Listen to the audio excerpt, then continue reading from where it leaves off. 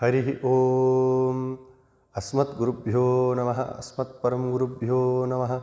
अस्मत्सर्वगुरुभ्यो नमः। श्रीमते रामानुजाय नमः। अस्मद्गुरुपरम्परायै नमो नमः।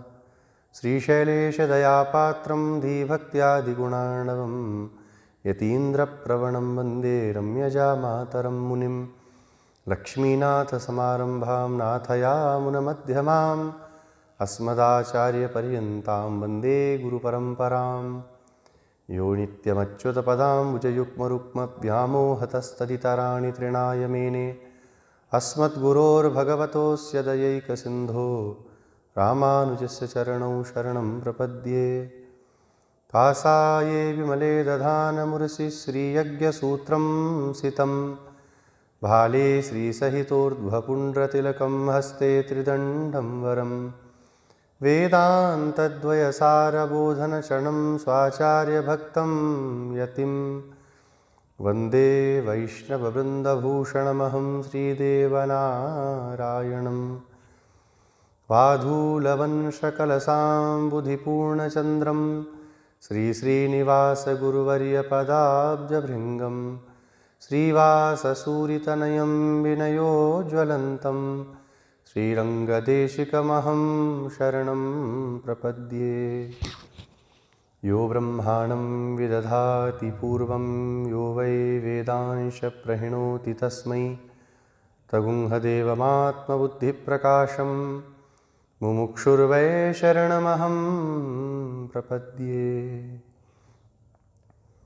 कालिन्दी पुण्यतीरे मुनिजनविभवं दिव्यवृन्दावनाख्ये भक्ताभीष्टप्रदन्तं रघुकुलतिलकं सानुजं शार्ङ्गपाणिं राधाकृष्णाख्यतत्त्वं श्रितजनशरणं भ्राजमानं शुभाङ्गं सीताचित्ताभिरामं भवभयहरणं सन्ततं भावयामि। गोदाविभूषणसुरम्यवराभिधानं वृन्दावनावनिनिधिं करुणैकतानम् अर्चावतारनिखिलेष्वपि यत्प्रधानं तद्रङ्गदेशिकधनं शरणं सराणि। श्रीस्तनाभरणं तेजः श्रीरङ्गेशयमाश्रये चिन्तामणिमिवोद्भान्तम् उत्सङ्गेऽनन्तभोगिनः। देवस्य महिषीं दिव्याम् आदौ गोदामुपास्महे यन्मौलिमालिकां प्रीत्या स्वीकरोति स्वयं प्रभुः। वाञ्छाकल्पतरुभ्यश्च कृपासिन्धुभ्य एव च पतितानां पावनेभ्यो वैष्णवेभ्यो नमो नमः। श्री गोदारंगमन्नार भगवान की जय। श्री भाष्यकार श्री रामानुस्वामी जी महाराज की जय। पूज्यपाद श्री रंगदेशिक स्वामी जी महाराज की जय। समस्त पूर्वाचार्यों की जय। समस्त श्री वैष्णव भागवत संगोष्ठी की जय। जय जय श्रीमन्नारायण। जय जय श्री भाष्यकार। अखिल हे प्रत्यनीक कल्याण गुणैकतान स्वेतर समस्त वस्तु विलक्षण सच्चिदानंद घन अवाप्त समस्त काम श्री वैकुंठ निकेतन गोदा प्राणधन श्री गोदा रंगमन्नार प्रभु कृपा समुद्र श्री भाष्यकार श्री रामानुस्वामी जी महाराज, समस्त श्री वैष्णव भागवत वृंद, परम सौभाग्य का समय है। धनुर्मास की पूर्व संध्या में श्री रंगनाथ भगवान के श्री चरणों की छाँव में इस दिव्य सत्संग भवन में हम सब बैठ करके कुछ भगवत चर्चा करने के लिए उद्यत हुए हैं। कल दोपहर में 1:59 पर धनुर्मास का प्रवेश होगा, धनु की संक्रांति लगेगी और हम लोग श्री वैष्णव लोग 1 महीने का अम्मा जी के द्वारा किया गया जो व्रत है उसका परिपालन करेंगे। श्री कृष्णपाद स्वामी जी महाराज अपने व्याख्यान में कहते हैं, जैसे संसारी देहात्माभिमानी जो लोग हैं उनमें और आत्मस्वरूप को जानने वाले आत्मस्वरूप हस्तामलक है जिनके लिए, उन ऋषियों में अणु और पर्वत का भेद है। जैसे अणु छोटा है, पर्वत कितना बड़ा भेद है। ऐसे ही एक सांसारी जीव में, सांसारिक प्राणी में और एक आत्मस्वरूप को जानने वाले महात्मा में, ऋषि में भेद है। कुछ लोग देह को ही आत्मा मानते हैं, ये शरीर ही आत्मा, इससे पृथक आत्मा को कौन जानता है। बोलते भी हैं ना, चारवाकों का सिद्धांत है, ऋणम कृत्वा घृतम पिबेत भस्मीभूतस्य देहस्य। ये भस्मीभूत होने वाला जो देह है, इसका पुनरागमन कहाँ किसने देखा है। तो यावत जीवेत सुखम जीवे, जब तक जियो तब तक सुख से जीना चाहिए। चारवाक लोग बोलते हैं। संसार के आजकल के लोग भी ऐसी ही बातें करते हैं, भैया खाओ पियो आनंद मनाओ, कौन ने देखा है क्या होता है, फालतू की बातें हैं, फालतू की चीज़ें हैं, इसलिए मस्ती में रहना चाहिए। या भैया हम तो अपनी मस्ती में रहते हैं, बोलने वाले बोलते हैं, आत्मस्वरूप को नहीं जानते। देह से भिन्न आत्मा का स्वरूप है। कुछ लोग चारवाकों में ही इंद्रियों को आत्मा मानते हैं, थोड़ा सा बुद्धि लगाते हैं, बोले नहीं देह तो आत्मा नहीं है, इंद्रिय आत्मा है। कुछ थोड़ा और ऊपर जाते हैं, बोलते नहीं मन आत्मा है। कुछ बोलते नहीं ऐसा नहीं है, प्राण ही आत्मा है। भाई श्वास नहीं लेंगे तो मर ही जाएंगे, तो वही प्राण ही आत्मा है। कुछ लोग बोलते नहीं ज्ञान ही आत्मा है। लेकिन विशिष्टाद्वैत सिद्धांत को जानने वाले वैष्णवजन क्या कहते हैं। श्री भगवत पाद यामुनाचार्य स्वामी जी का एक ग्रंथ है, इसको आप सबने सुना भी होगा, सिद्धित्रयम। उसमें आत्मसिद्धि में स्वामी जी एक कारिका लिखते हैं, देहेन्द्रिय मनः प्राण धीभ्योऽन्योन्य साधनः नित्यो व्यापी प्रतिक्षेत्रम आत्मा भिन्न स्वतः सुखी। तात्पर्य क्या हुआ, देह, इंद्रिय, मन, प्राण, धी शब्द से ज्ञान, इन सबसे पृथक आत्म तत्व होता है और अनन्य साधन है। अनन्य साधन माने उस आत्मा को बतलाने के लिए किसी दूसरे प्रमाण की अपेक्षा नहीं है। जैसे यहाँ दिया जल रहा है, अब इस दिए को बताने के लिए दूसरा दिया जलाएं, ये बल्ब जल रहा है, बल्ब के लिए दूसरा बल्ब जलावें कि भैया ये बल्ब लगाए देखो यहाँ पे, तो उसकी अपेक्षा नहीं है। ऐसे आत्मा का स्वयं ऐसा स्वरूप है, नित्य है आत्मा, आत्मा का कभी नाश नहीं होता। कुछ लोग कहते हैं कि संसार के बंधन में आकर के जीवात्मा का रूप हो जाता है, बाद में मोक्ष अवस्था में वह ब्रह्म रूप में होता है, तो जीव का भी नाश हो जाता है। ऐसा भी कहने वाले सैद्धांतिक लोग हैं कुछ। तो यामुनाचार्य स्वामी जी कहते हैं नहीं, आत्मा नित्य है। इस जीवात्मा की सत्ता भी परमात्मा के समान ही सदा नित्य है। न कोई काल ऐसा था जब इसकी सत्ता ना रहे, न रही हो, और ऐसा कोई काल आएगा भी नहीं जहाँ पर इसकी सत्ता नहीं होगी। मोक्ष में जाकर के भी, कैवल्यावस्था को जाकर के भी यह जीवात्मा की सत्ता बनी रहेगी। कैवल्य में क्या होगा, वैकुंठ में कोई एक कोना पकड़ा देंगे, बैठे रहो अपना आत्मा अनुभव करते पड़ा रहेगा, पर तब भी वो पृथक रहेगा। व्यापी, शरीर में व्याप्त होकर के वो रहने वाला है। प्रति क्षेत्र में माने प्रत्येक शरीर में आत्मा अलग अलग होती है। वेदांत में एकात्मवाद भी आता है, एक जीववाद जिसको बोलते हैं। वो कहते हैं एक ही जीवात्मा है, वो भिन्न भिन्न रूपों में भास रहा है।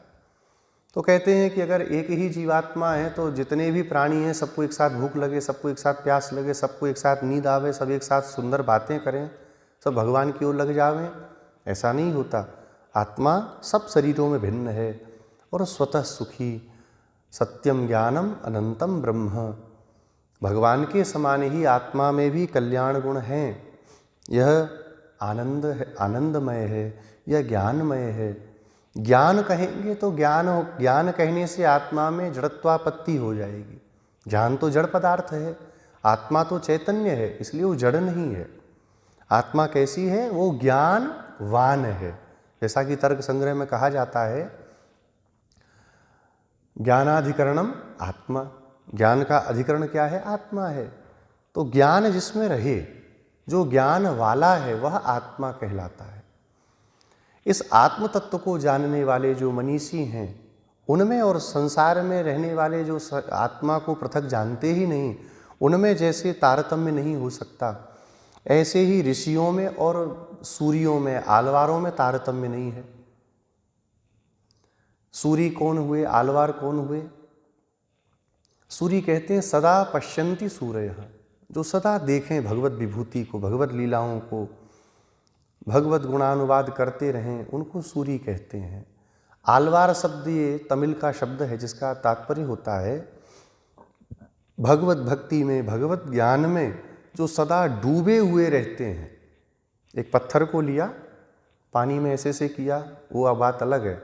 उस पत्थर को उठा के पानी में ही फेंक दिया, वो डूब गया। ऐसे ही जो भगवान प्रेम में, भगवान की दिव्य लीलाओं में जो सदा डूबे रहते हैं, भगवत ज्ञान में, उनको सूर्य आलवार कहते हैं। जो ऋषि आत्म तत्व में ही केवल लगे हैं, आत्म तत्व के ऊपर परमात्म तत्व तक नहीं जा रहे हैं, उन ऋषियों में और आलवारों में आलवारों को श्रेष्ठ कहा गया। इसके सिवा 9 आलवारों में और एक विष्णुचित्त स्वामी जी में, इनमें भी भेद है। जैसा भेद एक संसारी जीव में और ऋषियों में है, ऋषियों में और आलवारों में है, ऐसा ही भेद आलवारों में और श्री विष्णुचित्त स्वामी जी में है। श्री संप्रदाय में 10 आलवारों को हम लोग स्वीकार करते हैं, कहीं कहीं पर 12 आलवारों की भी चर्चा होती है। तो 10 आलवार कौन कौन है? श्री सरोयोगी, श्री भूतयोगी, श्री महायोगी, श्री भक्तिसार स्वामी जी महाराज, श्री षटकोप स्वामी जी, श्री कुलशेखर स्वामी जी, श्री विष्णुचित्त स्वामी जी, श्री भक्तांग रेणु स्वामी जी, श्री पाण सूरी, जिनको हम लोग योगी वाहन, मुनि वाहन स्वामी जी बोलते हैं, और 10वें श्री परकाल स्वामी जी, तिरुमंगई आलवार। और 2 और कौन हुए? श्री गोदाम्बा मैया और दूसरे श्री मधुर कवि आलवार। तो श्री मधुर कवि आलवार का अंतर्भाव हो जाता है श्री षटकोप स्वामी जी में, और अम्मा जी का अंतर्भाव हो जाता है श्री विष्णुचित्त स्वामी जी महाराज में। तो ऐसे 10 आलवार और 12 आलवार, स्वतंत्र में अगर इनको गिनते हैं 2 को तो 12 हो जाते हैं, बाकी के 10। इन 10 आलवारों में 9 आलवारों को एक तरफ कर देंगे और श्री विष्णुचित्त स्वामी जी को एक तरफ करेंगे, तो वैसा ही तारतम्य नहीं हो सकता जिसे पूर्व में दिखलाया गया। विष्णुचित्त स्वामी जी सर्वोपरि हैं, इसलिए उनको दक्षिण की भाषा में पेरी आलवार माने बड़े आलवार बोलते हैं। बड़े आलवार तो सबसे पहले कौन हुए? सरोयोगी स्वामी जी, उनको बोलना था, लेकिन नहीं। भगवान के प्रति जो मातृ प्रयुक्त वात्सल्य इनका है, ऐसा वात्सल्य और आलवारों में नहीं प्राप्त है। भगवान के प्रति अत्यंत माँ के समान प्रेम करने वाले, सदा मंगला शासन करके उनको संतुष्ट रखने वाले, और नाम भी कितना प्यारा है, विष्णु चित्त। विष्णु है चित्त में जिसके, अथवा विष्णु के चित्त में है जो, और भी बहुत से इसके अर्थ कर सकते हैं। अथवा एक अर्थ ये भी कर सकते हैं, भगवान विष्णु के कैंकर्य में है चित्त जिनका, विष्णु कैंकर्य में चित्त है जिसका, वो है विष्णु चित्त। और हम लोग क्या हैं? विश्व चित्त। विश्व में ही हमारा चित्त लगा रहता है, दुनियादारी में लगे रहते हैं। आज मोबाइल ख़राब है, उसको देखना है, अभी कल जाएंगे वहाँ जा कर के, उसमें कार में पेंट खराब हो गया, लगवा के आएंगे, कांच सही कराएंगे। लेकिन एक दिन भी नहीं सोचते हैं कि कल भगवान के लिए क्या पाठ करेंगे, कल भगवान को क्या भोग लगाएंगे, क्योंकि हम विश्व चित्त हैं, विश्व में, संसार में चित्त हमारा लगा है। ऐसे श्री विष्णुचित्त स्वामी जी महाराज। और विष्णुचित्त स्वामी जी में और आंडाल श्री गोदाम्बा मैया में भी वैसा ही तारतम्य नहीं है। अपने पिता विष्णुचित्त स्वामी जी से भी बढ़कर के श्री गोदाम्बा मैया हो गईं। सर्वोपरि श्री गोदाम्बा जी को श्री कृष्णपाद स्वामी जी महाराज कहते हैं, और उनके द्वारा 2 दिव्य प्रबंधों को प्रकट किया गया। पहला है तिरुप्पावे, जिसका अनुसंधान करने के लिए हम लोग यहाँ बैठे हैं। दूसरा है नाचियार तिरुमौली। तिरुप्पावे जो प्रबंध है वो हम जीवों के लिए है, नाचियार तिरुमौली केवल भगवान के लिए है, वो हमारे लिए नहीं है। हाँ, अपना अनुसंधान कर सकते हैं, लेकिन शिक्षात्मक रूप में अम्मा जी ने जिस प्रबंध को समस्त वेद वेदांत के सार के रूप में प्रकट किया, इसलिए हमारे पूर्वाचार्य कहते हैं जिसको तिरुप्पावे नहीं आता, जिसने तिरुप्पावे की दिव्य लीलाओं को नहीं समझा, गाथाओं को नहीं समझा, उसका इस संसार में जन्म लेना ही व्यर्थ है। इससे अच्छा वो संसार में ना आया होता तो बहुत अच्छा रहता, कम से कम कहीं और उसकी गति हो रही होती। ऐसी अम्मा जी के द्वारा इस प्रबंध को प्रकट किया गया। अम्मा जी के दिव्य वैभव को गाते हुए श्री पराशर भट्टर स्वामी जी कहते हैं, सबको याद भी होगा, नीला तुंगस्तन गिरितटे सुप्तमुद्बोध्य कृष्णं पारार्थ्यं स्वं श्रुति शतशिर सिद्धमध्यापयन्ति सोच्छिष्टायां सृजि निगलितं या बलात्कृत्य भुङ्क्ते गोदा तस्यै नम इदमिदं भूय एवास्तु भूयः। नीला देवी, जिनको दाक्षिणात्य साहित्यों में नप्पिन्नई कहा जाता है और हमारे उत्तर के साहित्यों में जिनको श्री किशोरी जी राधा रानी के रूप में कहा जाता है, ऐसी श्री जी के वक्षस्थल पर, विशाल वक्षस्थल पर अपने मस्तक को रख कर के सोते हुए भगवान श्री कृष्ण को जो उठा रही हैं। क्यों उठा रही हैं? संसारियों पर कृपा करने के लिए। आप सोओगे तो इनका कल्याण कैसे होगा? आप उठ करके इनका कल्याण करिए, क्योंकि ये जीव आपके लिए हैं।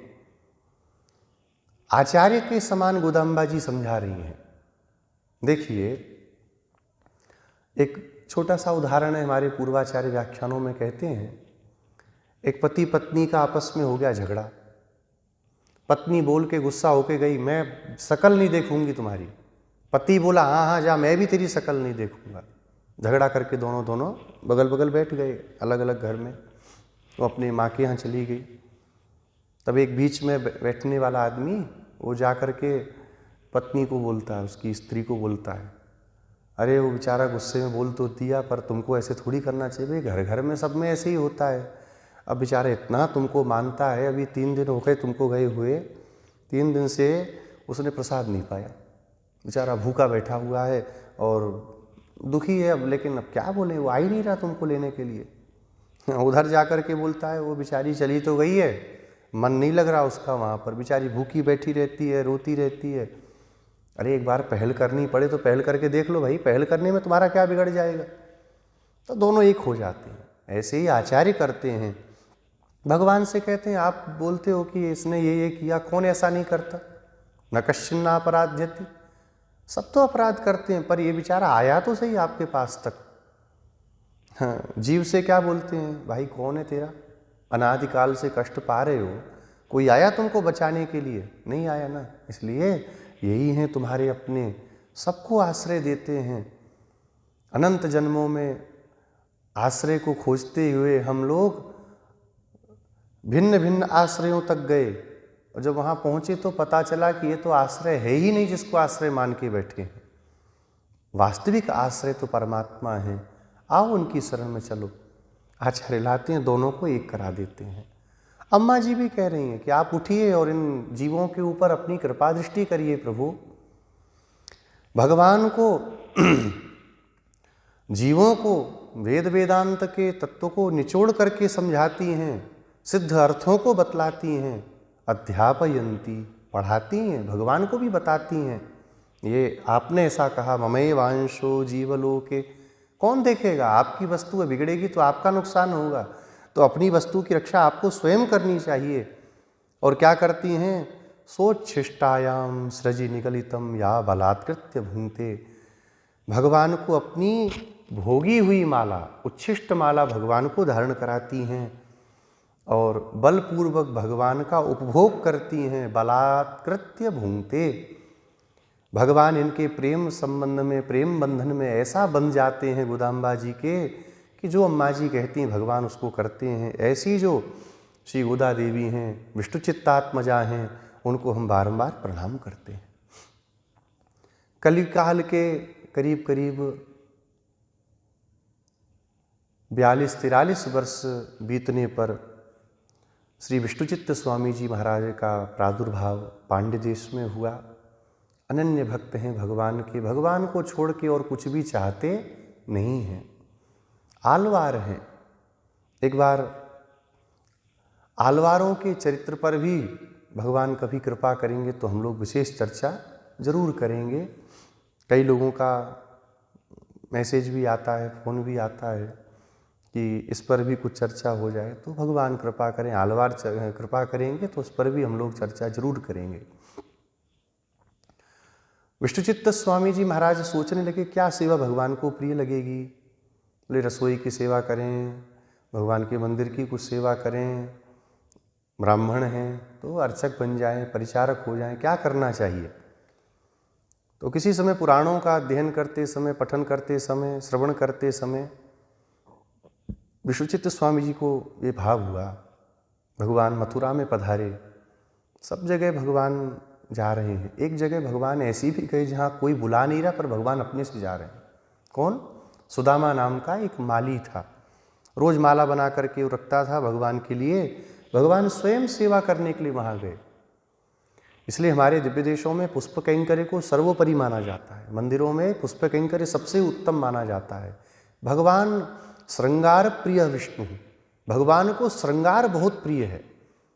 इसलिए भगवान की सेवा करते समय वैष्णवों को बहुत जल्दीबाजी नहीं करनी चाहिए, खूब श्रृंगार करें। हमारे वृंदावन में तो सब देखते ही हैं, वो बढ़िया फूल पत्ती बनाते हैं, यहाँ पे पत्तियाँ बनाते हैं चंदन से, बढ़िया बढ़िया श्रृंगार करते हैं। श्री गोदारंग मन्नार भगवान हैं, क्या बढ़िया दिव्य भगवान को आभूषण आदि पहनाते हैं, कितनी सुंदर मालाएं भगवान को धारण कराई जाती हैं। भगवान को ये बहुत प्रिय लगता है श्रृंगार। श्रीनाथ द्वारा में श्रीनाथ जी हैं, कितना अद्भुत श्रृंगार होता है, एकदम लगता है कि कैसे भगवान विराजमान है। भगवान का श्रृंगार, पुष्प श्रृंगार भगवान को सबसे प्रिय है। इसलिए विष्णुचित्त स्वामी जी भगवान की माला बनाने का कैंकर्य करने लगे। अब जब ये कैंकर्य स्वामी जी करने लगे तो फिर फूल कहाँ से आए, पत्ती कहाँ से आवे, तुलसी कहाँ से आवे। तो स्वयं स्वामी जी ने एक बगीचा लगाया, उद्यान लगाया, और उद्यान लगा करके नित्य तुलसी तोड़ते थे, पुष्प तोड़ते थे और फिर भगवान की सेवा करते थे। एक समय की बात, कर्कटे पूर्व फाल्गुन्याम तुलसी काननोद्भवाम पांड्ये विश्वंभराम गोदाम वंदे श्रीरंगनायकीम। कर्क मास में पूर्वा फाल्गुनी नक्षत्र में भगवान के लिए पुष्प चयन करने के लिए, तुलसी चयन करने के लिए अपनी डलिया लेकर के श्री विष्णुचित्त स्वामी जी जा रहे हैं। और जाते समय क्या देखते हैं, एक अद्भुत प्रकाश आ रहा है तुलसी के उपवन में से, एक अद्भुत सुगंध आ रही है जिस सुगंध को पहले कभी उन्होंने अनुभव नहीं किया। चल कर के उस ओर गए तो देखा एक गौरांग बड़ी सुंदर सी एक बालिका तुलसी जी के मूल में पड़ी हुई हैं। उनको उठा करके अपने हृदय से लगा लिया और प्रेम पूर्वक उनको गोदा कह करके पुकारा। गाम ददातीति गोदा, गो शब्द के बहुत से अर्थ हैं। उन गोदा जी को अपने साथ लेकर के आए कि प्रभु ने कृपा करके मुझे ये बालिका दी है, और बहुत प्रेम से अनुराग से उनका पोषण करने लगे। शुक्ल पक्ष के चंद्रमा के समान प्रतिदिन गोदा जी बढ़ने लगीं और बढ़ते बढ़ते बढ़ते भगवान के प्रति उनकी आसक्ति भी वैसी ही बढ़ने लगी। भगवान के दिव्य रूपों को सोच सुन करके, भगवान की दिव्य लीलाओं को सुन करके श्री गोदा जी का हृदय गदगद हो जाता था। विष्णुचित्त स्वामी जी भी बड़े प्रसन्न हो। ऐसा सपूत घर में हो जावे तो फिर तो प्रसन्नता ही होनी चाहिए। भगवान का एक भक्त हो जावे घर में तो 21 पीढ़ियाँ तर जाती हैं। विष्णुचित्त स्वामी जी बहुत मनोयोग से गोदा जी का पालन करने लगे, लेकिन धीरे धीरे इनका मनोयोग भगवान में इतना हो गया कि सोचने लगी कि मैं इनके योग्य हूँ कि नहीं, क्या प्रभु मुझे स्वीकार करेंगे कि नहीं। जैसे भगवान के वाम पार्श्व में, दक्षिण पार्श्व में भूदेवी, श्रीदेवी नीला देवी, महालक्ष्मी विराजमान रहती हैं, इतनी सुंदर देवियां हैं, तो क्या मुझे कभी अपने पार्श्व में ये स्थान देंगे? तो कैसे देंगे? तो पहले मैं अपने को देखूं, मैं उनके योग्य हूं कि नहीं। तो जो माला उनके पिताजी बनाते थे भगवान के लिए, उन मालाओं को जब वो चले जावें तो उनको पहन करके, आज भी श्री विल्लीपुत्तूर में एक कुआं है श्री गोदाम्बा मैया की सन्निधि में, उस कुएं में जाकर के झांक के देखती थी, हाँ कितनी सुंदर लग रही। हमारे पूज्य गुरु जी कहते थे, श्री गिरिराज गुरु जी, माला को धारण करती थी क्यों? देखती थी कि कहीं भगवान को चुभ तो नहीं जाएगी, अत्यंत सुकोमल भगवान हैं। श्री जी भी जब भगवान के श्री चरणों को धीरे धीरे सेवा करती हैं तो उनके भी कोमल हाथों का स्पर्श होकर भगवान को कठोरता का अनुभव होता है। इतने सुकोमल श्री ठाकुर जी हैं, तो उनको कहीं कष्ट तो नहीं हो जाएगा। देखने लगी और फिर लाके रखती, विष्णुचित्त स्वामी जी रोज लेके जाते। एक दिन करते हुए देख लिया, जब देखा तो बड़े दुखी हुए, पर इतना प्रेम करते हैं गोदा जी से, डांटा वाटा नहीं। बोले देखो बेटी, भगवान को समर्पित वस्तु को ही वैष्णव को अपने लिए स्वीकार करना चाहिए, अमनिया किसी वस्तु का विनियोग अपने लिए वैष्णव को नहीं करना चाहिए। तुम ही निवेदित भोजन करहीं, प्रभु प्रसाद पट भूषण धरहीं। भगवान को निवेदित करके ही वैष्णव को किसी वस्तु का विनियोग करे। वस्त्र भी लेके आए तो श्री ठाकुर जी को स्पर्श करा के तब अपने लिए, आभूषण भी लावे तो भगवान को स्पर्श करा के तब अपने लिए उपयोग करे। भगवान से इतर किसी वस्तु का अपने लिए विनियोग नहीं करना चाहिए। वैष्णव को अपने लिए भी अगर कुछ करना है तो भगवत सेवा के रूप में उसको करना चाहिए। एक घटना श्री विजय राघव मंदिर के बड़े महाराज जी, परम पूज्य श्री बलराम देशिक स्वामी जी महाराज के संबंध में अभी कथा जब चल रही थी, तो पूज्य श्री वर्तमान स्वामी जी महाराज विजय राघव स्वामी जी ने बतलाई, कहीं उनको आँख से दिखना कम हो गया, दिखता नहीं था। तो सब ने कहा महाराज जी चश्मा लगेगा। तो चश्मा लगेगा तो बोले क्या होगा चश्मा लगा के? बोले महाराज जी भगवान की सेवा तो होगी ढंग। बोले ठीक है, बन गया चश्मा। आया, बोले नहीं, पहले संसार नहीं देखेंगे, चश्मा आ गया है। तो 2 फोटो उन्होंने मंगवाए, एक श्री रंगदेशिक स्वामी जी महाराज का और दूसरा श्री गोदा रंगमन्नार भगवान का। कहा पहले इनको देखेंगे, उसके बाद जो देखना होगा संसार का तब देखेंगे। प्रत्येक वस्तु का विनियोग भगवान के लिए होना चाहिए। ऐसा नहीं करें बाहर चल के आज खा लेते हैं, भगवान को दूध भोग लग जाएगा, फिर तुम क्यों खा रहे हो? फिर आपको भी नहीं पाना चाहिए। अगर हम वैष्णव हैं तो पतिव्रता स्त्री जैसे बिना पति को कुछ समर्पित किए स्वीकार नहीं करती है, ऐसे वैष्णव को भी कभी स्वीकार करना नहीं चाहिए। जल भी पीना है, भगवान को निवेदन करके जल पिए। हमको प्यास लगी तो इतना मानना चाहिए श्री ठाकुर जी को प्यास लग रही है। हमको कुछ पाने का मन कर रहा है तो ठाकुर जी को मन कर रहा है, तो उनको बिना पवाए पाया तो अपराध वैष्णव का है। ये वैष्णव का एक अपराध है, अगर हम बिना भगवान को पवाए पा रहे हैं, वो बहुत बड़ा अपराध है। तो सब कुछ भगवान को बेटी निवेदन करके ही स्वीकार करना चाहिए। कह करके श्री विष्णुचित्त स्वामी जी उस माला को बगल फेंक देते हैं।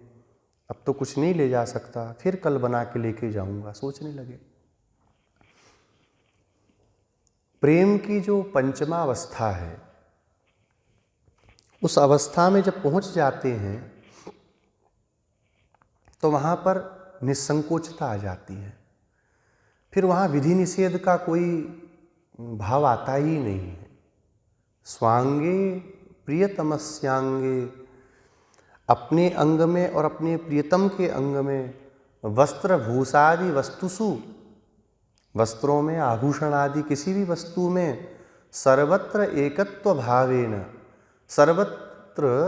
सर्वत्र जो है एकत्र का भाव हो जाने से संभ्रमो नात्र जायते, संभ्रम नहीं होता।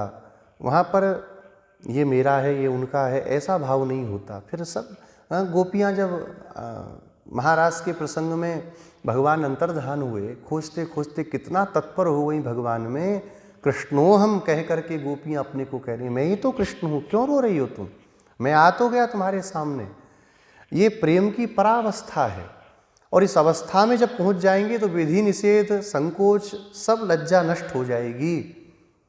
रुदु सुस्वरम राजन कृष्ण दर्शन लालसा, भगवान के दर्शन की लालसा में निर्लज्जों के समान गोपियां रुदन कर रही हैं। लज्जा, संकोच, भय सब नष्ट हो जाता है। अम्मा जी को, गोदाम्बा जी को वो अवस्था प्राप्त हो चुकी है। भगवान की माला है कि मेरी माला है, इसमें भी उनको अंतर दिखाई नहीं पड़ता। रात्रि में जब विष्णुचित्त स्वामी जी सोए, ठाकुर जी प्रकट हो गए और प्रकट होकर के विष्णुचित्त स्वामी जी से बोले, आज हम आपसे प्रसन्न नहीं हैं। महाराज क्या बात हो गई, आपने हमें माला नहीं निवेदन की? बोले महाराज क्या बतावें, माला ला रहे थे लेकिन वो गोदा ने उस माला को अपना पहन लिया। पता नहीं कब से ऐसा करती थी, बहुत बड़ा महाराज हमसे अपराध हो गया, हमें क्षमा करिएगा। बोले वो अपराध तो नहीं हुआ, लेकिन आज आपसे अपराध जरूर हुआ कि गोदा जी की माला आप मेरे लिए लेकर के नहीं आए। उनके द्वारा पहनी हुई माला मुझे बहुत प्रिय लगती है, मानो मुझे ऐसा लगता है साक्षात श्री जानकी जी ने मेरे गले में हार डाल दिया हो, अपने गले का हार मुझे पहना दिया हो। विवाह के समय पर जब धनुष भंग हुआ तो श्री जानकी जी ने भगवान के गले में सुंदर जयमाल पहनाई, वो भाव मुझे प्राप्त होता है गोदा जी की माला को पहन करके। इसलिए उसको आप लेकर के आओ। गोदा कोई सामान्य बालिका नहीं है। देखिए, हमारे श्री वैष्णव वेदांत में स्वाप्निक सत्ता को भी सत्य माना जाता है। ब्रह्मसूत्र के तृतीय अध्याय के द्वितीय पाद में संध्याधिकरण है। उस संध्याधिकरण में स्वप्न की सत्ता को सत्य करते हुए श्री भाष्यकार स्वामी जी उल्लेख करते हैं। स्वप्न में जो हम देख रहे हैं वो भी सब सत्य ही है। यतीन्द्रमत दीपिका में भी मंगलाचरण में लिखते हैं, स्वप्न में अपने आचार्य के द्वारा प्राप्त वस्तु को मैं प्रकट कर रहा हूँ, उनके आदेश से मैं इसको कर रहा हूँ। स्वाप्निक सत्ता भी सत्य है। कैसे है? ये स्वप्न का निर्माण कौन करता है? बृहदारण्यक में श्रुति है, न वहाँ रथ है, न घोड़े हैं, न रास्ता है, तब भी सब प्रकट हो रहा है। क्या जीव करता है? बोले जीव तो उस समय कुछ भी नहीं करता। तो कौन करता? बोले परमात्मा करते हैं। परमात्मा क्यों उसकी रचना करते हैं? ये विचार करने की बात है। कई लोगों का प्रश्न आता है कि हमको ऐसा स्वप्न दिखा, आज महात्मा दिखे, आज संत लोग दिखे, आज महाराज हमको वो बहुत भूत प्रेत दिख गए, आज तो गर्दन कट गई थी, आज तो राजा बन गए थे। ये क्यों होता है? किसी जीव का बहुत बड़ा पाप एक क्षण में अगर भुगाना है भगवान को, तो स्वप्न में भगवान करते हैं। बहुत बड़ा पुण्य किसी का उदय होता है, भगवान को अपना दर्शन देना है तो प्रत्यक्ष न देके स्वप्न में दर्शन दे देते हैं। तो स्वप्न में जो होने वाला दर्शन है वो भी प्रत्यक्ष ही दर्शन है। किसी को दुर्गति प्राप्त होनी होती है एक क्षण के लिए, तो एक क्षण के लिए दुर्गति क्या प्राप्त होगी, तो भगवान स्वप्न में ही उसको दिखा दे, तो बहुत कष्ट पाता है, रोता है, गाता है। ओ कितना समय, एक क्षण भी कितना बड़ा लगता है स्वप्न में। तो भगवान स्वप्न को दिखाते हैं, भगवान स्वप्न में पदार्थों की रचना करते हैं। इसलिए स्वप्न को हमारे यहाँ पर सत्य माना जाता है। स्वाप्निक सृष्टि जो है वो सत्य है। भगवान स्वप्न में कोई आदेश दें तो उस आदेश को भगवान का आदेश मान के करना चाहिए। आचार्य स्वप्न में कोई आदेश दे दें तो उसको भी स्वीकार करके करना चाहिए। ये नहीं कि ये तो सपने में देखा था, इससे क्या है, वो भी सत्य है। स्वामी जी ने जब प्रातः उठ के विचार किया कि मेरा क्या सौभाग्य है, जैसे जनक जी के यहाँ पर श्री भूमिजा जानकी जी का प्राकट्य हुआ, उनको नहीं जान पाए, अपनी बेटी ही मानते रहे।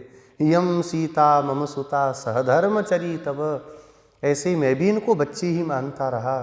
ये तो कोई साक्षात श्रीदेवी का ही मूर्ति हैं। हमारे यहाँ दोनों ही बातें आचार्य लोग कहते हैं। ये साक्षात श्री जी ही हैं, गोदाम्बा मैया, और भूमि देवी हैं। भूमि से प्रकट हैं इसलिए भूमि देवी भी बोल देते हैं, और साक्षात श्री जी तो हैं ही। श्री देवी, भूदेवी, नीला देवी, महालक्ष्मी, ये सब श्री जी ही हैं। ये तत्त रूपों को प्रकट करती हैं भगवान की सेवा करने के लिए।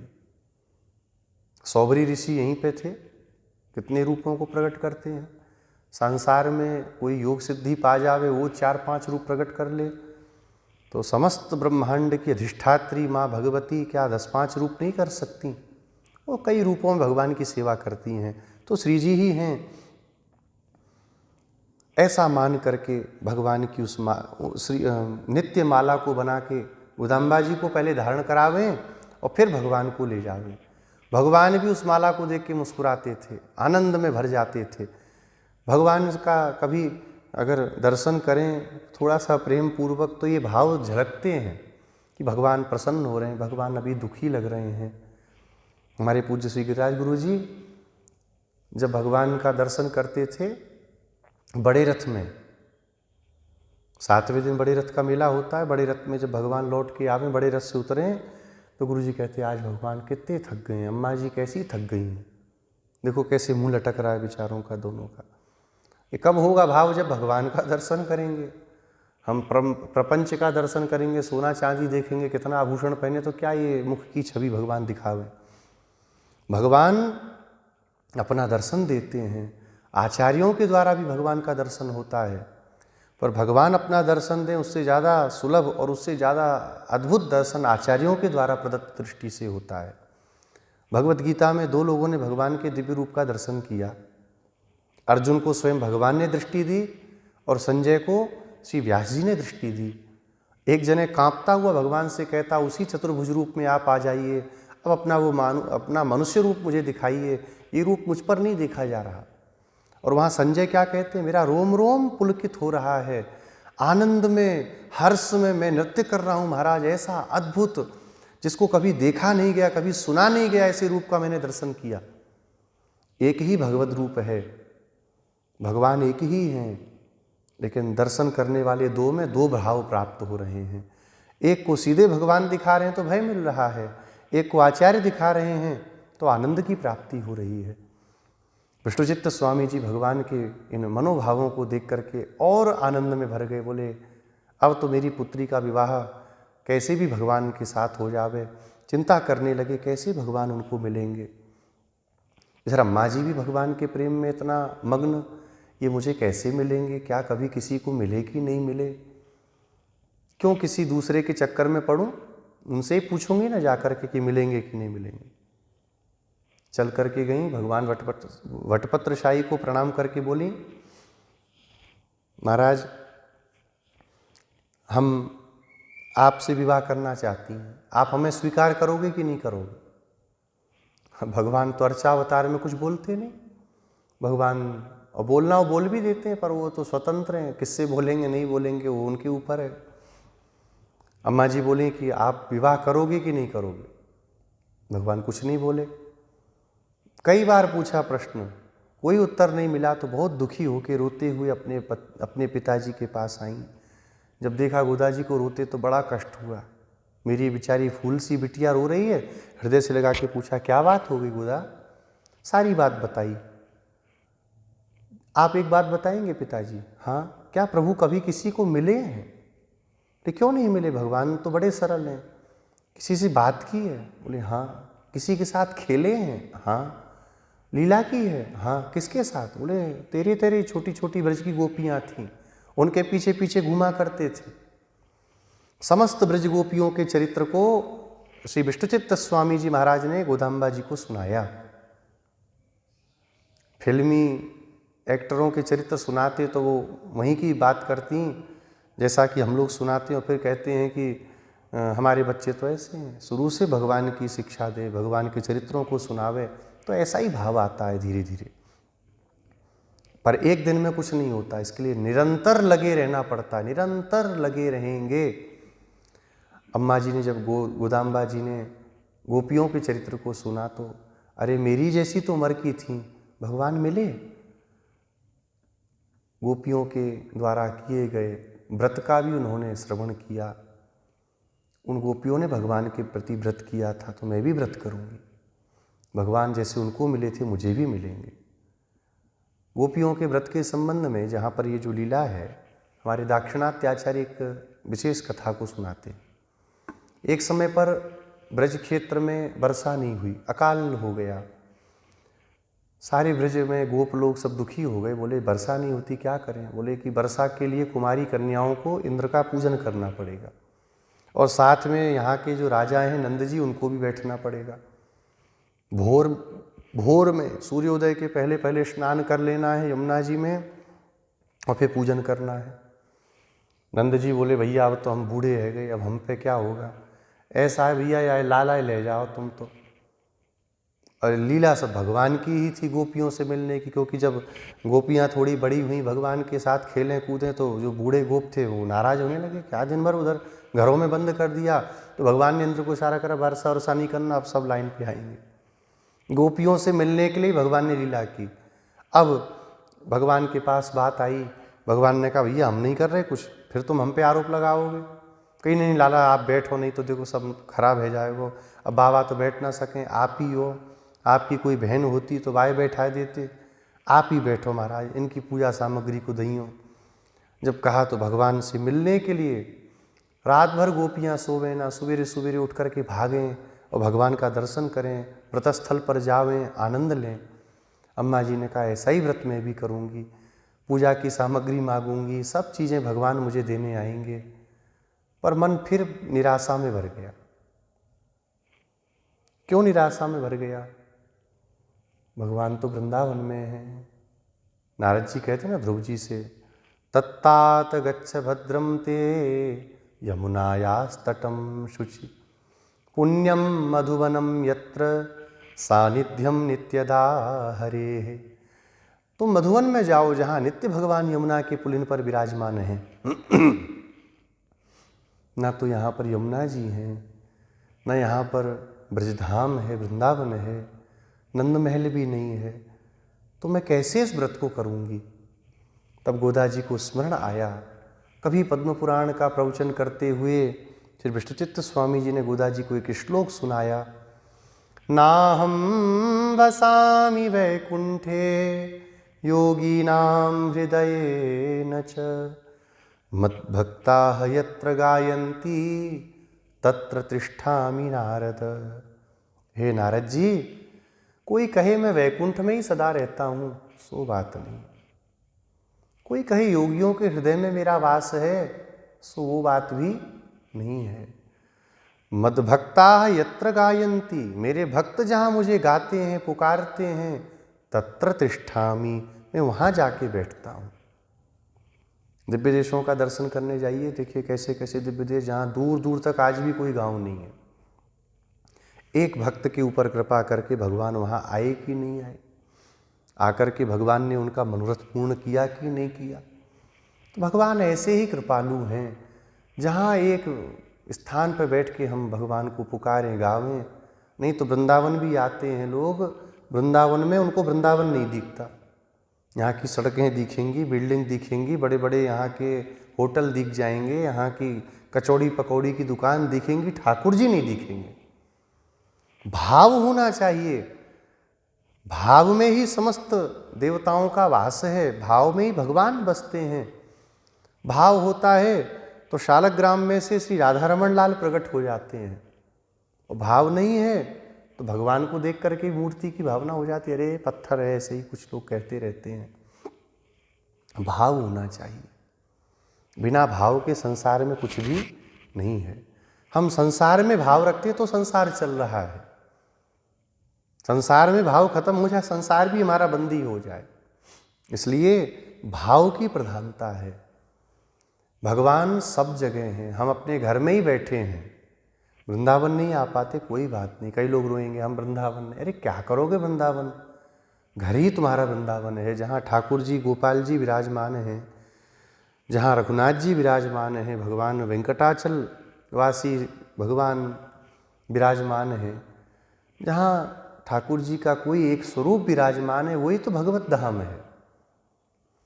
जब मुगल काल में यहाँ पर आक्रमण हुआ, सारे भक्त चले गए भगवान के दिव्य रूपों को लेके यहाँ से, तो क्या वृंदावन की महिमा बची। वो तो श्री बांके बिहारी जी, श्री राधा रमन लाल जी, श्री राधा वल्लभ जी, श्री रंगनाथ भगवान, ये सब प्रकट हुए तो पुनः यहाँ पर इस वृंदावन की सत्ता प्रकट हुई। गोविंद देव जी चले गए जयपुर, आज उसको भी वृंदावनी मानते हैं लोग। नाथ द्वारा जाइए तो लगता ही नहीं कि ये कहीं और आए, लगता है साक्षात श्री वृंदावन में बैठे हैं। जहाँ भगवान के भक्त उनको पुकारते हैं, गान करते, भगवान वहीं रहते हैं। हम घर में ही नित्य नियम ले लें, सुबह शाम कीर्तन करेंगे, स्तोत्र पाठ करेंगे, मंत्र का अनुसंधान करेंगे, भगवान का तिरुमज्जन करेंगे, भगवान को सुंदर भोग लगाएंगे, हमारा घर ही वृंदावन मथुरा हो जाए, हमारा घर ही वेंकटाचल, हमारा घर ही यादवाद्री हो जाए, श्रीरंग धाम हो जाए। घर में भगवान नहीं दिखे, दुनिया में भागें। अम्मा जी ने कहा मैं छोटी बच्ची हूँ, कौन मुझे लेके जाएगा, इतनी दूर का सफ़र है, मैं कैसे करूँगी। कोई बात नहीं, जब भगवान तत्र तिष्ठामि नारद भगवान कह रहे तो भगवान की बात कैसे झूठी होगी। तो अपने श्री विल्लीपुत्तूर गांव को ही अम्मा जी ने क्या मान लिया, वृंदावन। वहाँ पे रहने वाली जो उनकी सखियाँ थीं उनको क्या मान लिया, गोपिकाएँ। वहाँ पे जो सुंदर पुष्करणी है उसको ही यमुना जी मान लिया। और वटपत्रशाही भगवान के दिव्य देश को अम्मा जी देख रही हैं कि यही तो नंद भवन है, और अंदर सोए हुए भगवान क्या हैं, श्री नंदनंदन हैं। ऐसा मान करके अम्मा जी ने इस व्रत को प्रारंभ किया। 30 दिनों का यह व्रत है, दिव्य व्रत है, और 30 गाथाओं को अम्मा जी ने प्रकट किया जो समस्त वेद वेदांत का सार है। दिव्य प्रबंधों में भी 4000 दिव्य प्रबंधों में भी ये 30 गाथाएं विशेष स्थान को रखती हैं। रामानुज स्वामी जी का एक नाम है तिरुप्पावई जीयर। जीयर कहते सन्यासी को, माने तिरुप्पावे ही मूर्तमान जीयर के रूप में घूम रहा है, या तिरुप्पावे को ही गाने वाली जीयर। निरंतर तिरुप्पावे की गाथाओं का गान करते हैं और उनके आचार्य के द्वारा ये नाम दिया गया। आगे जब प्रकरण आएगा तो हम लोग वहाँ पे विस्तृत चर्चा करेंगे। अभी तो केवल उपोद्घात है, भूमिका है, तो अभी बस इतना ही श्रवण करेंगे। 30 गाथाओं को अम्मा जी ने हम सबके कल्याण के लिए प्रकट किया। प्रथम जो 5 गाथाएं हैं उसमें प्राप्य और प्रापक को बतलाया, व्रत के नियम अनुष्ठान के पद्धति को, कौन अधिकारी है, इनको बतला करके, और क्या उस व्रत से हमें प्राप्त होगा, इन बातों को कह करके पुनः 6 गाथा से 15वीं गाथा तक अपनी 10 सखियों को जगाया। जो 10 सखियाँ दिव्य भगवत आनंद में डूबी हैं उनको हाथ पकड़ के हमारे लिए उठाया। पुनः 16वीं गाथा से 25वीं गाथा तक भगवान के द्वारपालों को, रक्षकों को, श्री नंद बाबा को, यशोदा मैया को, बलदाऊ भैया को और श्री किशोरी जी को जगा करके भगवान का उत्थापन कर रही हैं। भगवान का उत्थापन करके पुनः भगवान का मंगलाशासन कर रही हैं।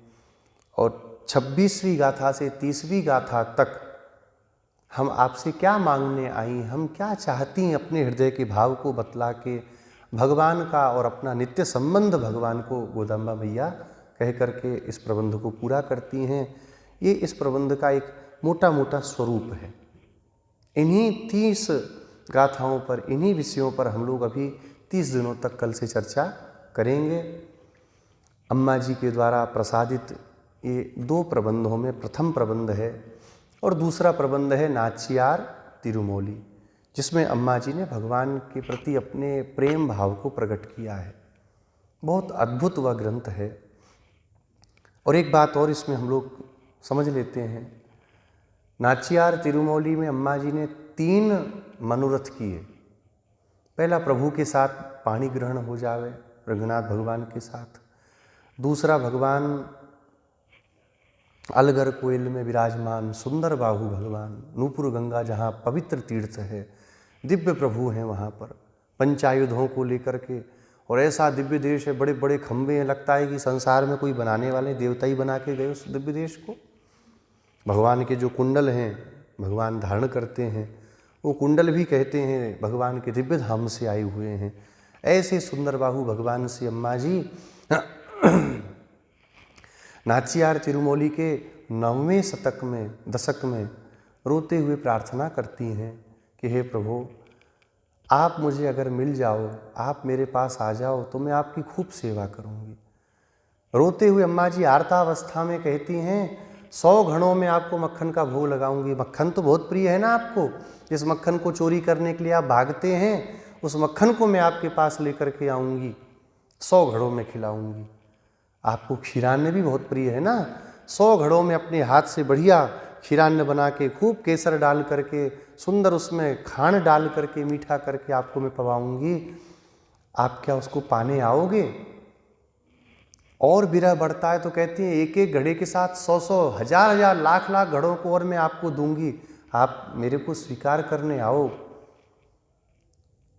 इसके बाद में 12वें दशक में अम्मा जी कहती भगवान कहाँ हैं? बोले मथुरा में हैं। भगवान मथुरा में प्रकट हुए हैं। एस नारायण श्रीमान क्षीरान्नवनिकेतन नाग पर्यंक मुत्सज्य ह्यागतो मथुराम पुरीम। भगवान मथुरापुरी में आए हैं। अपनी सखियों से रोते हुए कहती हैं आप मुझे ले जाके मथुरा में छोड़े आओ। तब तक पता चला गोकुल में, यमुना के किनारे, गोवर्धन में, गोवर्धन उठाए खड़े हैं ठाकुर जी।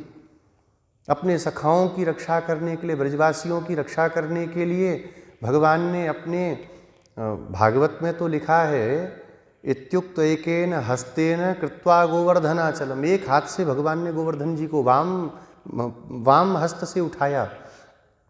लेकिन टीकाकार जीव गोस्वामी पाद जैसे महापुरुष लोग कहते हैं नहीं, भगवान ने कनिष्ठिका उंगली के ऊपर गिरिराज जी को उठाया। ब्रजवासियों से पूछा, बोले नहीं नहीं, नख पर गिरवर लीनो धार। भगवान ने तो अपने कनिष्ठिका उंगली के नख के ऊपर गिरिराज पर्वत को उठाया। इस विरह को अम्मा जी कहती हैं। तो रामानुज स्वामी जी श्रीरंग धाम में जब विराजमान हैं तो स्वामी जी महाराज के मन में इस प्रबंध का जब पारायण करवा रहे हैं अपने शिष्यों को कालक्षेप गोष्ठी में, तो मन में बड़ा कष्ट हुआ। अम्मा जी बेचारी मुँह से ही कह के रह गईं, वो भोग नहीं लगा पाई, क्योंकि आर्तावस्था में आदमी क्या बोल रहा उसको खुद नहीं पता, पर कर नहीं पाता। और फिर भगवान मिल ही गए तो कर ही नहीं पाई। तो रामानुज स्वामी जी अपने शिष्यों के साथ चल करके श्री सुंदर बाहु भगवान की दिव्य सन्निधि में आए। 100 घड़ों में सुंदर क्षीरान्न मक्खन को भगवान को निवेदन किया। भगवान ने उसको पाया और उसको पा करके भगवान प्रसन्न हुए। रामानुज स्वामी जी वहाँ से कुछ दूरी पर श्रीविल्लीपुत्तूर है, वहाँ गए। आचार्य लोग ऐसा कहते हैं, 2 तरह की कथाएं हैं। जब स्वामी जी ने अम्मा जी का दर्शन किया तो आनंद में मुस्कुराती हुई अम्मा जी, आज भी श्रीविल्लीपुत्तूर की अम्मा जी का श्री मुखमंडल बहुत खिला हुआ है। बोले कब खिल गया? बोले जब रामानुज स्वामी जी ये करके आए तब से बहुत प्रसन्न होकर देखने लगीं और नाम दिया, आज से आप मेरे भैया हो। तो गोदाग्रज रामानुज स्वामी जी का नाम हुआ। एक कथा आचार्य लोग और बतलाते हैं, अम्मा जी का मनोरथ पूर्ण करके जब श्रीविल्लीपुत्तूर में रामानुज स्वामी जी पहुँचे तो वहाँ पर एक छोटी सी कन्या उनके सामने आई। उनके दिव्य अलौकिक रूप को रामानुज स्वामी जी ने जब देखा तो अपलक नेत्रों से देखते रहे, नेत्र नहीं झपका पाए। ये कोई सामान्य कन्या नहीं हो सकती। थोड़ा सा झुके, तब तक वो दौड़ के आई और ऐसे हृदय से लग कर के बोली, भैया आज आपने मेरा मनोरथ पूर्ण कर दिया। रामानुज स्वामी जी गोदाग्रज कहलाए। तीसरा, अभी भी अम्मा जी का जो भाव था, जो भगवान के प्रति उन्होंने निवेदन किया था, वो निवेदन अभी भी अधूरा था। इसी श्री वृंदावन धाम में गोवर्धन जी की दिव्य सन्निधि में हमारा जहाँ गोवर्धन मठ है, रंगदेशिक स्वामी जी महाराज वहाँ उस समय विराजमान हैं। राधा कृष्ण नाम के एक जैन थे जो षटकोप स्वामी जी का प्रवचन सुन करके वैष्णव हुए और आकर के रंगदेशिक स्वामी जी महाराज से दीक्षा ली। तब रंगदेशिक स्वामी जी उनको नाचियार तिरुमौली एक बार सुना रहे थे। सुनते सुनते उनके मन में भाव आया, रात्रि भर सोए नहीं इस प्रकरण को सुन के। अगले दिन आके बोले, स्वामी जी रात भर मुझे बहुत अशांति हुई। बोले क्यों? कि अम्मा जी का 9वें दशक में जो मनोरथ था वो तो रामानुज स्वामी जी पूरा किए, लेकिन 12वें दशक में जो प्रार्थना कर रही हैं उसको क्यों आज तक पूरा नहीं किया। सुनते ही तो रंगदेशिक स्वामी जी के रोम रोम पुलकित हो गए। बोले फिर क्या करना चाहिए? कहा जब उनको वृंदावन में वास करने की इतनी इच्छा है तो क्यों ना भगवान के साथ उनको वृंदावन में निवास दिया जाए। हृदय से लगा लिया। कहा ये तुम नहीं कह रहे, स्वयं अम्मा जी तुम्हारे मुख से कहला रही हैं। कांचीपुरम के दिव्य देश का दर्शन करा के बोले यही नक्शे से मंदिर बनेगा। और जाकर के स्वयं श्री भूतपुरी से लेकर के श्री विल्लीपुत्तूर श्री रंगधाम तक रंगदेशी स्वामी जी गए और सभी दिव्य देशों में वहाँ जा कर के प्रार्थना की कि अब आपको चलना है। आलवार त्रिनगरी में षटकोप स्वामी जी से प्रार्थना की, श्री भूतपुरी में रामानुज स्वामी जी से प्रार्थना की कि आपको चल करके वृंदावन में वास करना है। और वहाँ से प्रतिष्ठा करके श्री गोदारंग मन्नार प्रभु की आनंद पूर्वक सुंदर पालकियों में बैठा करके, बैलगाड़ियों में बैठा करके षोडशोपचार पूजन करते हुए भगवान को यहाँ लाके विराजमान किया। तो अम्मा जी की सन्निधि से गोदाग्रज कह करके, भैया कह करके रंगदेशिक स्वामी जी को संबोधन हुआ। तो श्री रंगदेशिक स्वामी जी महाराज भी गोदा जी के भाई हुए। ये 3 मनोरथ अम्मा जी ने किए, तीनों की पूर्ति हुई। और उन्हीं श्री रंगदेशिक स्वामी जी महाराज की कृपा से, उन्हीं श्री रंगदेशिक स्वामी जी महाराज के हार्दानुग्रह से हम द्राविड़ वेदांत से अनभिज्ञ, उस भाषा से अनभिज्ञ वैष्णवों के लिए उन्होंने संस्कृत में समस्त प्रबंधों को, दिव्य रहस्य ग्रंथों को उन्होंने प्रकट किया। व्याख्यानों में भी जो मणिप्रवाल भाषा में है, बड़े कठिन हैं, उनको भी श्री रंगदेशिक स्वामी जी महाराज ने संस्कृत में अनुवाद किया। और उस संस्कृत अनुवाद के कारण आज हम लोग भी थोड़ा बहुत अर्थानुसंधान कर लेते हैं। हमारे पूज्य गुरुजी श्री गिरिराज प्रसाद गुरुजी, उनकी कृपा से जो भी 2 शब्द इस प्रबंध के बारे में इस दास ने अध्ययन किया, भगवान श्री गोदारंग मन्नार की कृपा से ये 5वां वर्ष है प्रभु के चरणों में बैठ के सुनाने का। भगवान के चरणों में समस्त श्री वैष्णवों के सामने सम्मुख होकर के इस दिव्य प्रबंध को सुनाने से इतना तो भाव होता है कि भगवान की बहुत बड़ी कृपा है। इससे बड़ी कृपा और तो और होनी भी नहीं और चाहिए भी नहीं।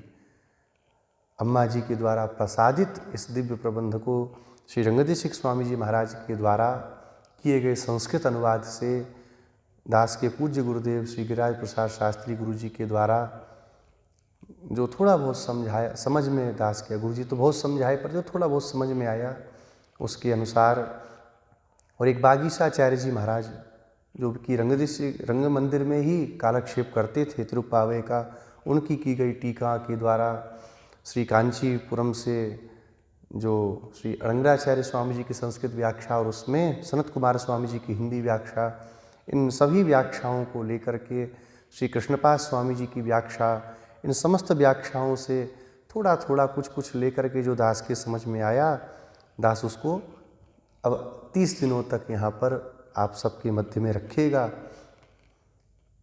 वैष्णवों के लिए, स्वरूप सिद्धि के लिए इन प्रबंधों को सुनना बहुत जरूरी है।